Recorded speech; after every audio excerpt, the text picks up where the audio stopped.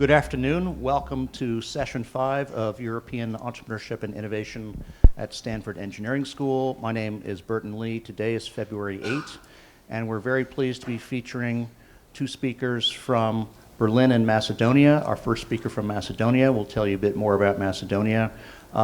Women's health startups and Balkan startup accelerators are the topics of today's talks. These are also two really interesting, very impressive women founders out of very different parts of Europe. Ida is actually Danish, but living in Berlin, based CLU in Berlin, and Irena is out of Skopje. I've never been to Macedonia, but I think you'll enjoy hearing about what's going on there today. Also, can you bring up your flag? I want to show you the Macedonian flag. This is the Macedonian flag. It's really cool. Wow. Yeah, isn't that neat? Very different from most other traditional European flags. Okay, thank you, Irena. For those of you who are not familiar with Macedonia, it's actually, you've probably heard of it more in the context of the refugee crisis today, because it's right next, it's on the border with Greece.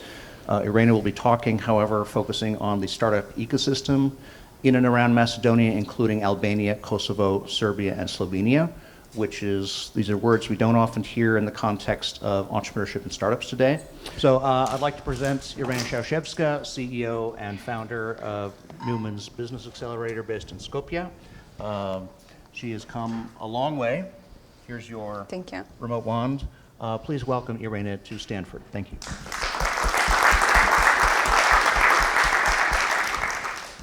Thank you, Burton, for inviting me here and for this amazing opportunity. And thank you all for joining us today. I'm looking forward to meeting you in person during the networking dinner later on.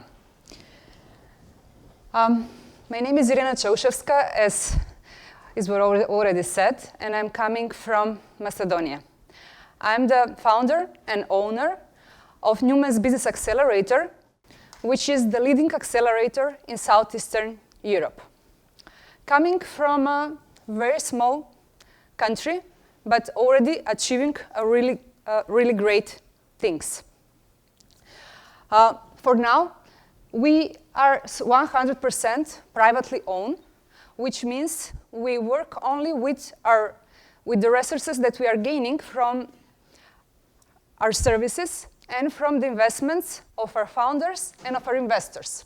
We have 400% year-to-year growth, and we're cash flow positive. Our team today have 9 people and 60 mentors. Moreover, we already have 43 startups that went through our portfolio and 160 students that are part of our current programs or in alumni program. But before moving forward, let me tell you a little bit more about Macedonia.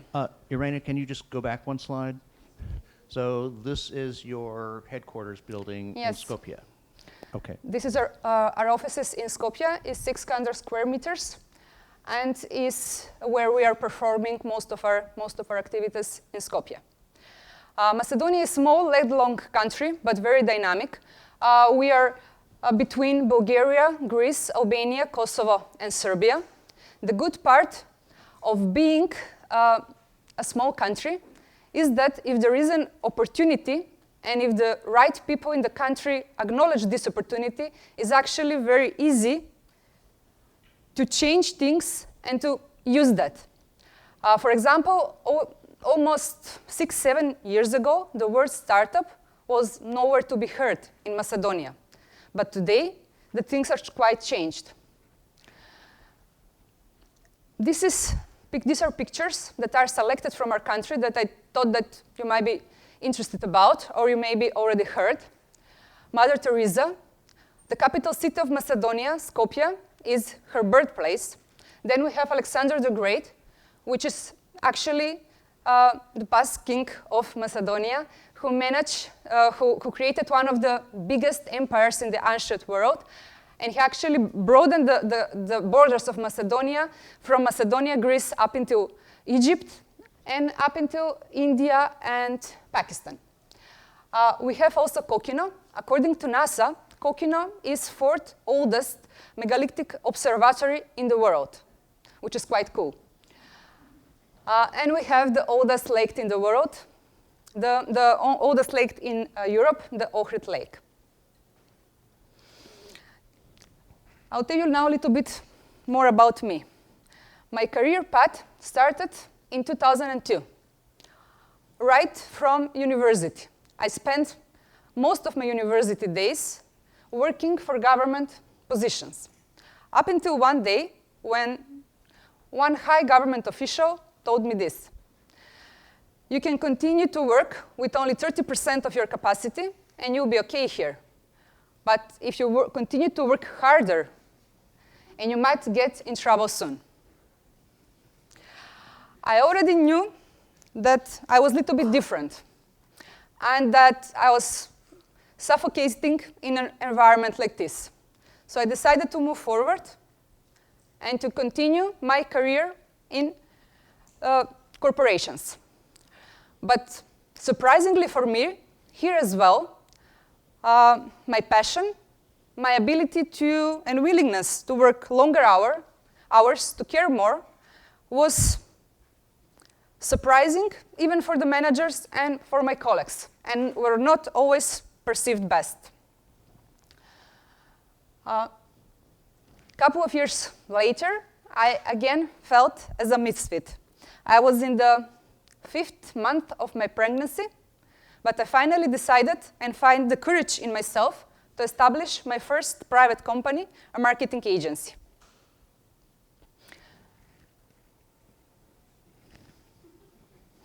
This actually changed the whole thing and helped me later on to even reach out to NASA and to ask for a cooperation.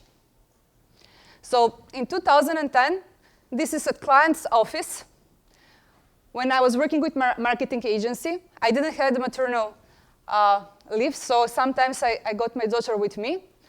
5 years later, we are very heavy in very strong partnership with some parts of NASA, and this is in Cape Canaveral on the launch of Atlas V.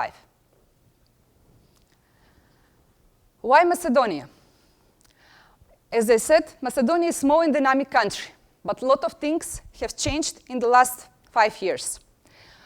A recent report from Doing Business from the World Bank is stating Macedonia the best country in Europe and second best in the world for starting a business. Did any one of you knew this? Also, we have the lowest operating costs in Europe for running a business. We have 90% of our youth fluent in English, and most important, very skilled European quality workforce, and 40% of population is under 30. This is the main reason why I decided to establish NewMan's exactly in Macedonia. On the side of the industries, these are some of the industries that are really strong. So we have manufacturers coming from Germany, UK, and Belgium, opening their plants within Macedonia. On the side of Macedonian companies, we're very strong in composites and metals, and we have companies like Microsam, Microflex, and Ferroinvest exporting metals in other countries in Europe and in US. On the side of electronic and hardware, Johnson Controls is a US company that is operating in Macedonia with 60 million investment, and then we have Hitech, a Macedonian company. In digital and software area, the companies that are doing best are companies that are making a hybrid model, outsourcing for bigger countries in the world, but also developing their own products, such as Sivus, who have 600 employees, based mostly in Macedonia, and then FX3X, a company that is truly showing that you can do amazing things even from Macedonia. In the last 10 years, they're cooperating with the major Hollywood studios and are working on some of the biggest Hollywood blockbusters.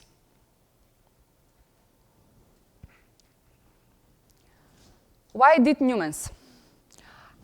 I started NewMan's in order to empower the young people to reach their maximum potential and to make positive change in society and to create companies that can really do well on the global market.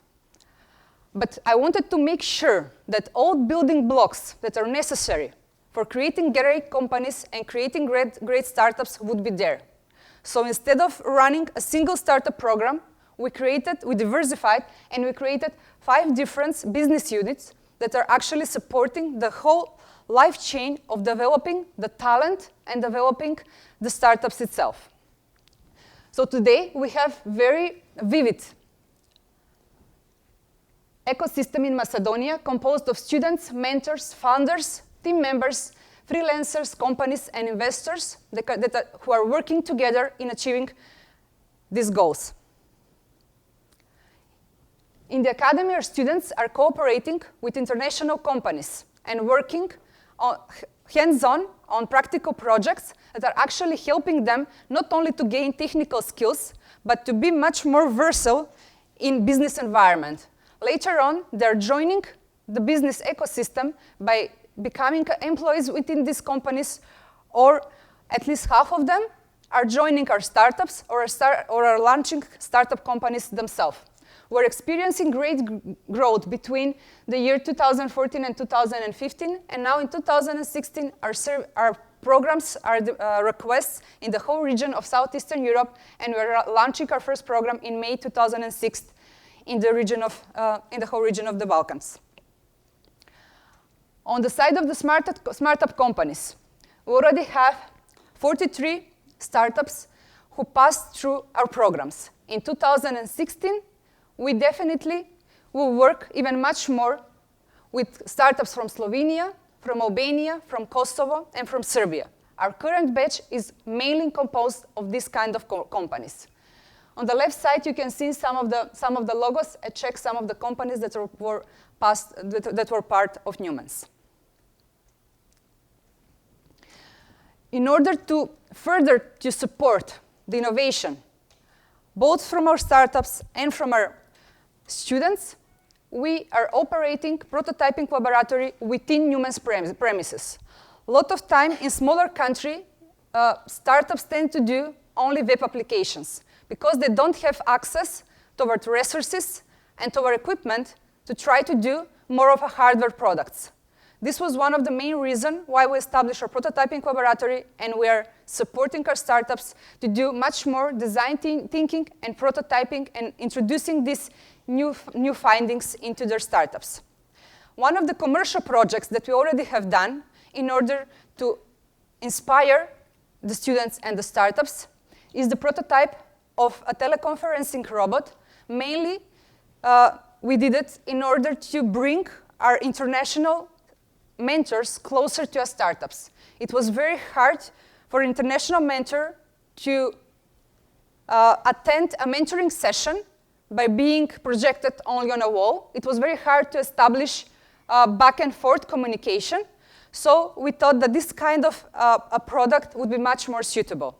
The same can be used in the schools for kids that for some reason cannot attend physically the school, then in the hospital, also for long distance sales, and in companies who have remote teams. In Europe, it's very common to have companies which teams are on different places in Europe and in the world. Irena, can you go back? So the idea here is that the person behind the screen can actually drive themselves around the room. Yes. Okay, remotely, and engage one-on-one with engaged. He can come and check and see what the startup team member had on his screen, comment directly. We tend to make fun that we can drink coffee together, have a breakfast together.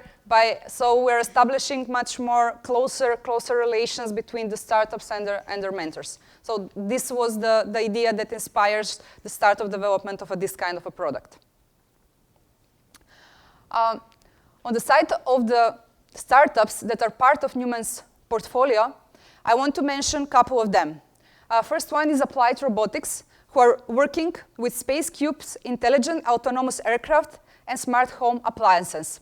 It's a newer company, but already get support by local investors, both for the seed phase and for Series A phase, and we're expecting around the third quarter of this year to have the first product on the market. Then we have company Modular, which is a Macedonian company, and it's a creative platform for creating personalized art products that can be then 3D printed locally anywhere in the world where this company have cooperation with local manufacturers. The special about this company was that it was started by an artist who, after our program, managed to create a much more valuable business model and recently won a fund from the National Fund for Innovation and Technology. Albasoft is one of our regional startups and is based in Albania. They're doing very interesting platform for development of CMS solutions for web development, but they're integrated. The special about them is that they're integrating in the same place the features that you can find in WordPress, GoDaddy, and Elite Pages. And the most successful startup from Southeastern Europe that I want to acknowledge here is Fuel Loyal. They have diverse team. One of the team members come from Macedonia, the other comes from Croatia, and they just recently established their presence in US. They are already supported by venture capital firms, and they are one of the most innovative startups in the world that are doing software and hardware solution for preventing misuse of fuel in the trucking business. So what do you mean exactly by misuse? Do you mean theft of fuel? Yes, yes. So where people go in and steal it from the fuel tank? Or maybe some of the drivers doesn't report it as it should toward their companies. Okay, thank you. I mentioned before, and you see it on my career path, NASA, and how this changed a lot my future activities. It was 2002, and it was the year when I actually first decided to come to US. I had only one single goal in that time, to reach JPL of NASA and to try to bring Space Up Challenge program in Macedonia. It was pretty, it was an idea that was really hard to explain to someone why you want to do it, what would be the benefit for, and what could be the commercial logic out of it. But the experience that I won only from that one meeting was tremendous with me. I managed to meet the director for education of JPL of NASA, and she said that I was actually the first person from a company from Europe that is coming to visit her.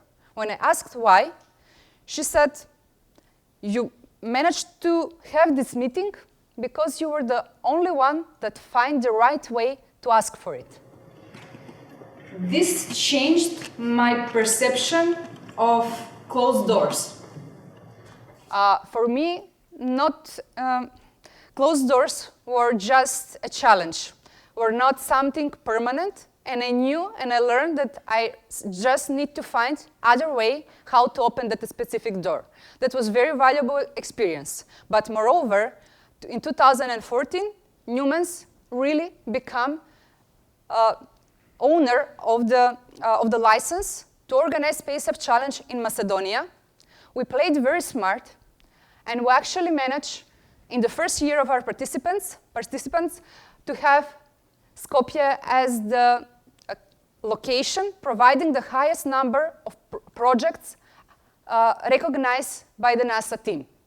Just for comparison, New York was second. They had double number of participants, but 30% less projects. This definitely put us as a team, as a company, on the map of NASA, and won us an opportunity in 2015 to manage the most of the part of Central and Eastern Europe, and to organize the same program in a lot of different events. Can you just go back? So, look at the cities: Skopje, Vienna, Belgrade, Ljubljana, Pristina, Zagreb. Okay, that's really amazing reach across an entire region. And especially Macedonia is almost on the bottom, and it was really a big success, Macedonia, to manage something like this. But what is happening in 2016 is even bigger. In 2016, we became the global co-organizer of NASA Space Up Challenge worldwide. So we'll be here in Los Angeles in April 2016 working on this event. And actually, in the moment, we have open applications, both for hosts, for local hosts, and for local participants. So if any one of you is interested in this program, I'm available to speak later on. It's a program that actually supports innovative solutions by startups and individuals related to space. Offers a lot of opportunities for cooperation and for commercialization later on, especially because in 2016, a couple of commercial space companies are joining the program. And Irena, what is the application deadline? So February 24th is the deadline? For the February 24th is if you want to be local host, but if you want just to participate, then it will go up until the end of March. Okay, and so they can find more information at this URL, yes. spaceappschallenge.org. Okay. And this is my team. This is the core team of NewMan's. As I said, we're now 9 people, while we have 60 mentors. And when I'm saying mentors, it's not people that are coming to speak once a month, but are mentors who are dedicated and are working with us on a monthly basis, and are training our startups and our students. Regarding from the region, this is Macedonia, and this is the countries that we're covering in the moment, and we have our representative person up in Vienna. On the side of the venture capital funds, the ones that are most active are Early Bird, who is located in Germany, then Speed Invest from Austria, and recently founded Sound Central Venture that is coming from Slovenia, but together with European Union. We are working close with them to identify the best startups from Europe and to support in their future development. In the last period, it's only 2 years, it's a short period, but NewMan's managed to be recognized in the whole region in Southeastern Europe. We were part of some of the main initiatives and programs, and our mentors and our team members were training startups from all of these countries. Today, we are again in front of a challenge, and we have made a decision to establish our presence here in US, in the heart of the Silicon Valley, in order to be able to offer a helping hand on the other side for the best startups that really have products that have global potential. Having said that, these are the things that we are looking for, and it's one more reason for discussion if some of you is interested. So the first, I would say, I will go with the second, is we are looking for a location and a manager for our new place here in Silicon Valley, and then we're looking for partners and investors in our go-to-market fund.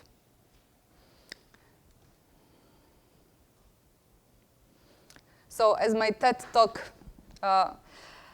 picture states, being born in the Balkans is not a request for a sympathy, is actually a reason more to go out there, to use what you have, and to really triumph. Thank you. Thank you, Irena.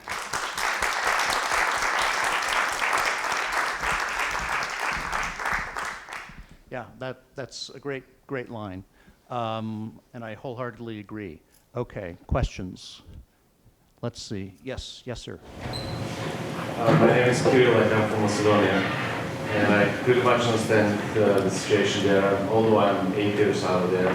But I want to ask now that you're not in the government anymore, do you still have some kind of bottleneck obstacles or burdens imposed from some regulatory bodies in the country? It's normal in all of the countries, I believe, to have some administrative difficulties in one point or another. But if you really believe in what you're doing and that can really benefit not only you personally and your company, but that it can benefit the whole country, you should reach out to the government and to the institutions and make them listen. Yes, it's hard, it's sometimes uncomfortable situation, but we have done it whenever it was necessary, and it's really have results. Yes. What do you envision in the long run for building out your pipeline of candidates for this accelerator in Southeastern Europe? Do you see that extending to working with students in secondary school or students? As I mentioned, we have even academy, and definitely entrepreneurship is something that should go as early as possible back in the educational system. But being said that, I'm not saying that every young person should be entrepreneur. Definitely, it's not something that should happen. What every young person should accept is behaving toward himself and toward life and toward companies where they're working for later on an entrepreneurial manner. So teaching that kind of skills of a young people and people in the high school, people in the primary school, to work with limited resources and to make most out of their current situations is something that we definitely want to do. So education is one point of young people, in one point that it will never go away for NewMan's, and definitely it will be a way for identifying potential talents and potential successful entrepreneurs as early as possible, in order to give them much longer period for play later on. As you can see, from my experience, I needed a lot of time before understanding what I am and what is my goal. So Irena, we kind of went over those charts quickly, but you were showing the breakout between men and women in Yes. programs, and the participation of women was actually quite high compared to Silicon Valley and other European countries. Yes. Can you say a few words about, how you're attracting women, or why they're participating in your programs, and what are they doing afterwards? It was interesting that even in the NASA participation event, Macedonia was the country with highest number of women participating. So it's interesting and something that it is repeating. Why it is happening?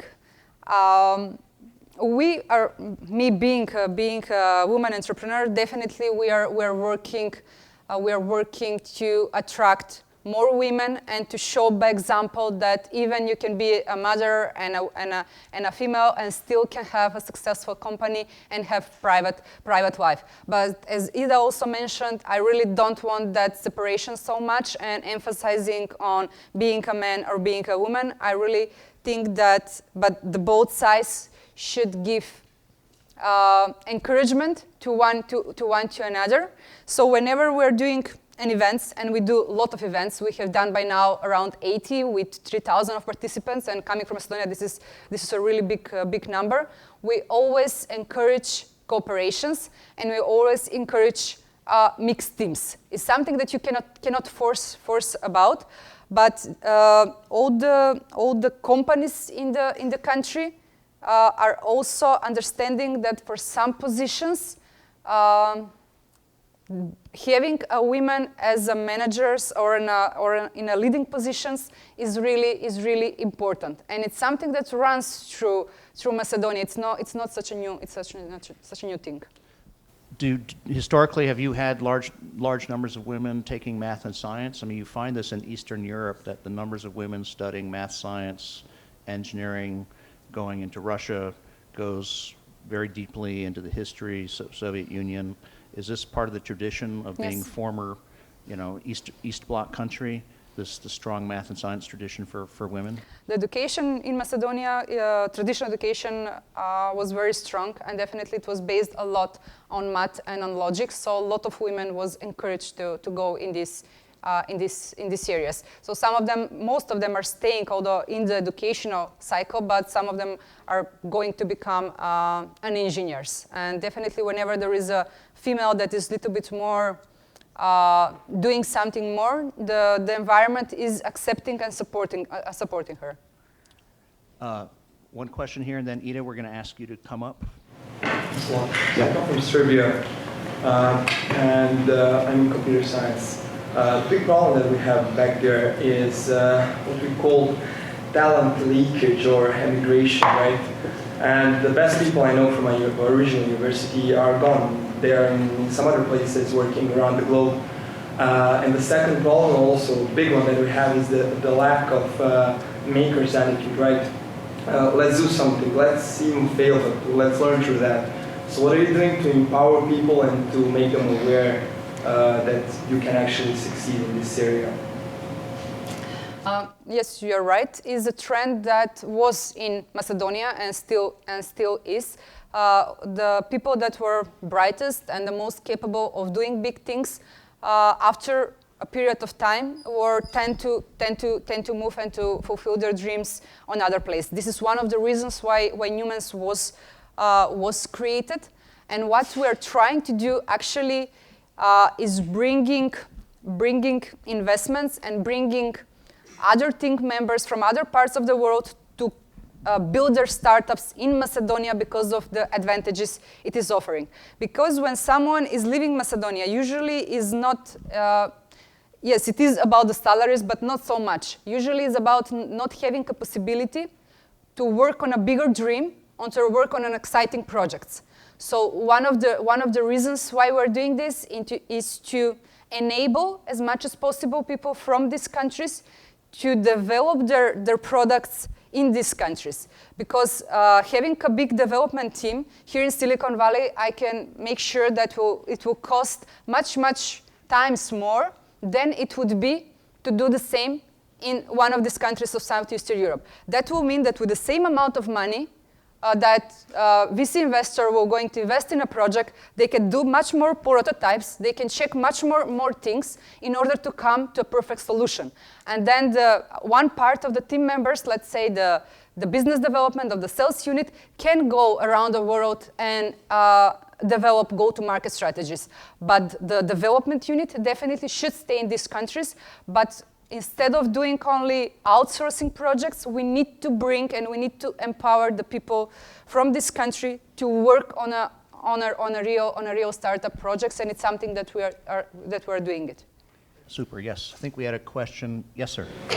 Irena, can you talk about intellectual property in Macedonia, like protections of it? Because I think it's one thing to want to have those great businesses that form there, but then it's another protect intellectual property. Can you speak for a minute about that? Macedonia have a legal system for intellectual properties. And Irena is trained as a lawyer, as an attorney. No, that was my first career. So we are also learning our startups in that field, and in what is the right moment to really seek for a legal and intellectual protection of whatever they are doing. But what is not present, let's say, in the moment so much as a practice is protecting this product on European, on a global level. This is not so much a problem with not knowing the systems, but moreover, this is a really expensive journey. So we're trying to protect what is within Macedonia, and then for the one that are really have valid business reasons why to do it out there, to do it in other countries as well. But I want to point one thing.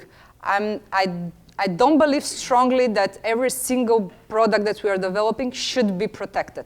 In that early stage, we really need to learn from each other's experiences and be confident that it's not that easy someone to steal your idea if they don't have the passion, if they don't have the reason, if they don't have the why to move it forward. So we are up until stage we are trying to be more flexible with that and then introduce that option only what is really necessary. Ida, can you comment on intellectual property issues from the perspective of Clue? Because you're going into a lot of markets.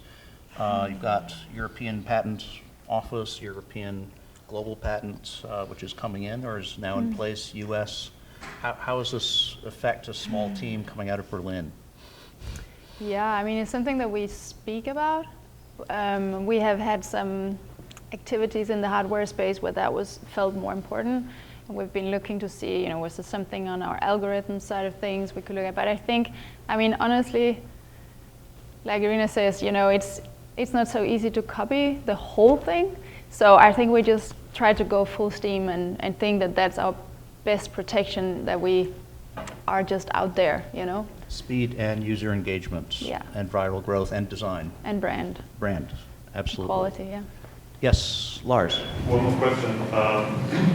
Sorry, as you collect a lot of data, is that considered medical data in any of your markets? So for instance, in the US, HIPAA would be a huge problem in ensuring privacy of data. Is that a problem for you as you internationalize? It's not considered medical data at this point. But yes, we are very aware of where things are going. Yes. I actually had a question from a journalist today, and she asked, should these kind of apps be more regulated? And I really didn't know what to answer. It's a really, really tough question, I think. Because on one hand, yes, you want to have good protection, but on the other hand, if nothing happens in this field, that's even worse for the consumer.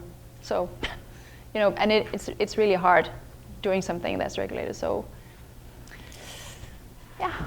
So, Irena, Macedonia is not yet part of the European Union. Yes, it's not. Not yet. Kosovo, Albania? No. Also not. So how do your companies deal with these privacy issues? Because you're not under EU privacy law. This is still an evolving area, but this is something, if you're trying to go global as a company, you really have to think about. So what kinds of discussions do your startups have coming out of NewMan's, and do you hear among startups and in the legal community, corporate community in Macedonia and Southeastern Europe around the privacy? The good part is that the bigger law firms that are in Macedonia, and we have a lot of international companies that are providing legal counsel in Macedonia, are started to dedicating teams, in some cases even because of we approaching them with this issue, the dedicating teams to work with startups and to provide personalized services tailor-made for startups. But on the other side, Macedonia, because it is preparing to become European country, and it's already a candidate country. Whatever laws we're making, we're adjusting it to European Union. So it is something that is very familiar, very, very, very common in European Union. What is present is what is present over there at the moment. Okay. Let's see, we have time for one or two. Yes, Natalie.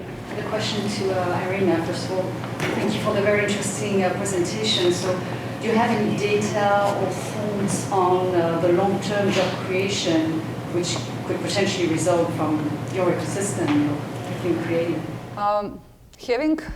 Developing startups within a small country can tremendously influence on the job growth, but not on any kind of job, but on the jobs that are known as jobs with added value, with higher intellectual value, and then that will definitely lead to creation of much more regular jobs. But what's most important is keeping at least some of the really talented people within the country, or even if they go outside to want to come back, to want to bring this business here, because there is really advantages of running a business out of Macedonia.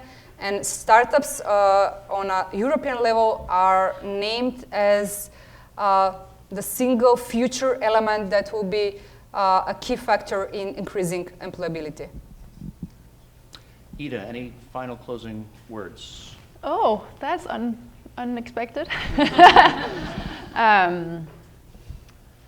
Start lots of businesses wherever you are. It's wonderful. We need it. It's Okay. good, yeah. Well, I'd like to thank you both Keep coming learning. all the way from Skopje and Berlin. We have a couple of souvenirs, memories you. of Stanford. Let's give them a real great hand of applause.